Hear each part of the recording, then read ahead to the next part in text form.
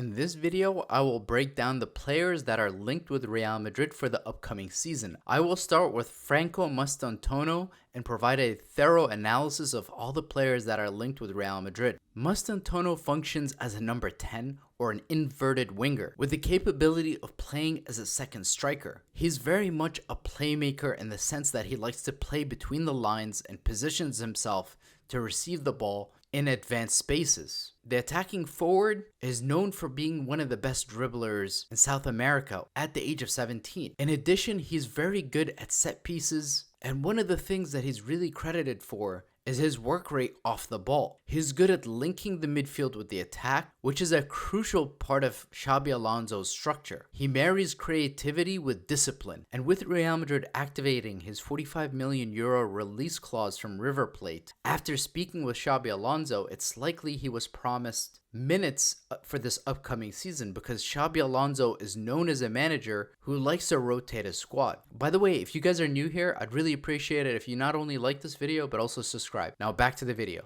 Mastantuono grew up in the River Plate youth system. He made headlines when he became the youngest player to score for River Plate's first team in the modern era, doing so at the age of 16 and 3 months. Even more impressive, he broke into River Plate's senior team in 2024, leapfrogging players much older than him. In May of 2024, he had already played 10 matches for River Plate, starting in league games, continental competitions like the Copa Libertadores, which is unprecedented for a player of his age. Mastantuono is left-footed, which means he often plays wide on the right, cutting in on his left foot. He likes to dribble on the inside, and he likes to invert. The role he would likely play is as an inverted playmaker. Now, in terms of his strengths, he's really elite at close ball control. He's also very strong in progressive passes. Despite his age, he has excellent vision. His other strength is his acceleration or his explosiveness in the first 5 yards. And in addition to that, he's also very good in the attacking third. For a player of his age, he's very calm and composed in front of goal. Here is a fun fact about Mastantuono. He completes over 3 dribbles per 90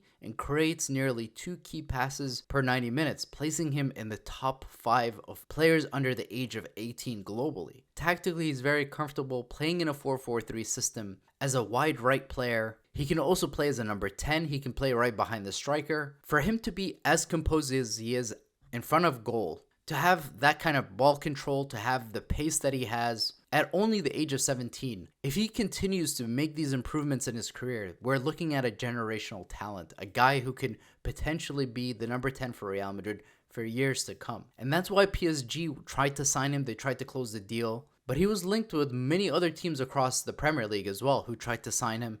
So again, this is truly an exciting addition to Real Madrid. Now let's move on to the next player. Alright, the next player I'm going to cover is Angelo Stiller. Hopefully I'm saying that right. You guys can let me know in the comments. Stiller was personally recommended to Real Madrid by Toni, who said that this should be the next Real Madrid midfielder who could be a deep-lying playmaker for years to come.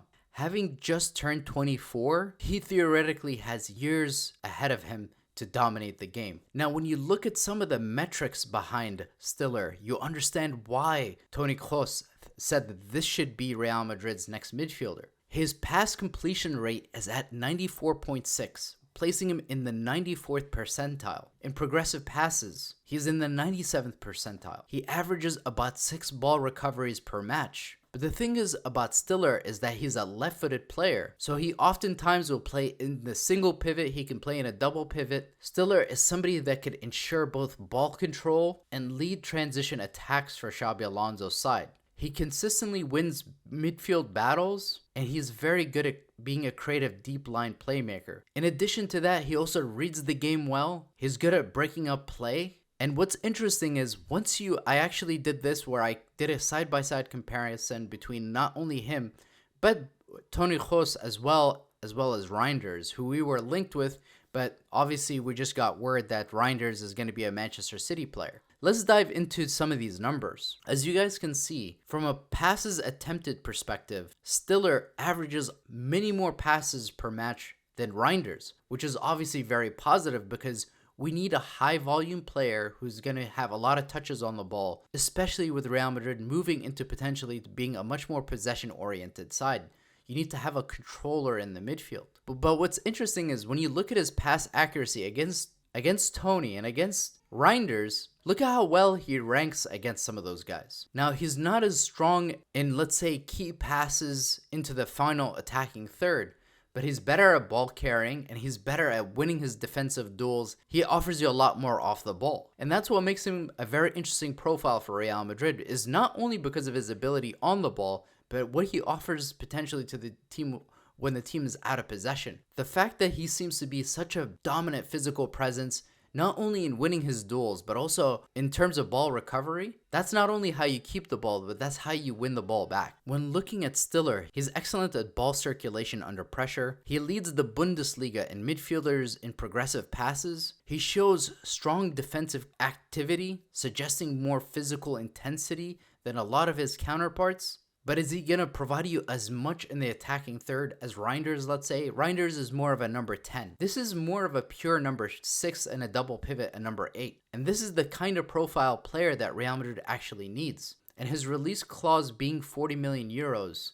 this is a no-brainer for Real Madrid. If Xabi Alonso wants to transition to a system where there's a single pivot who needs to combine distribution with pressing and ball winning, Stiller is a natural successor to Toni Kroos with more physical tools. So in terms of the scouting report for Stiller, it looks very promising. This is why Real Madrid is linked with him, because the underlying numbers for Stiller are very positive. This looks like the type of player that would come into Real Madrid and fit that profile and would make the team better. Now let's move on to Carreras. Now many of you might be familiar with him because he used to be a Real Madrid player. He was in the Castilla, so obviously we didn't get to see him play for the first team.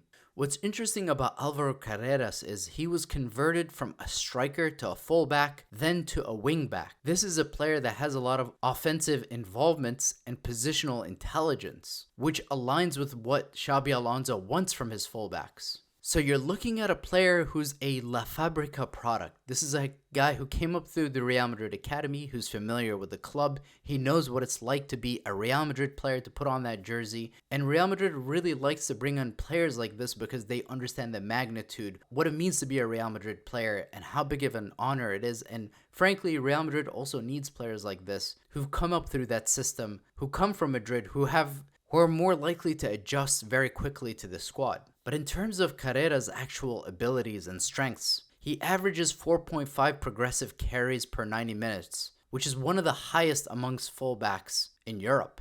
In terms of final third entries, he completes 2.1 passes into the final third per 90 minutes, showing confidence and intent. And in terms of 1v1 defending, he has about a 65% tackle success rate, which is above average for attacking fullback. So if you had to identify an area where Carreras needs to make some improvements, it's in the defensive side of things, because this is not a Ferland Mendy type of fullback. This is a much more attack-minded fullback. But again, in terms of his versatility, his ability to play as a wing-back, as a traditional left-back, Carreras is going to be a much more attack-minded fullback. He often tucks into midfield when he plays for Benfica. In the system that he plays in Benfica, he's oftentimes not playing as a traditional left back. He's very high up the pitch.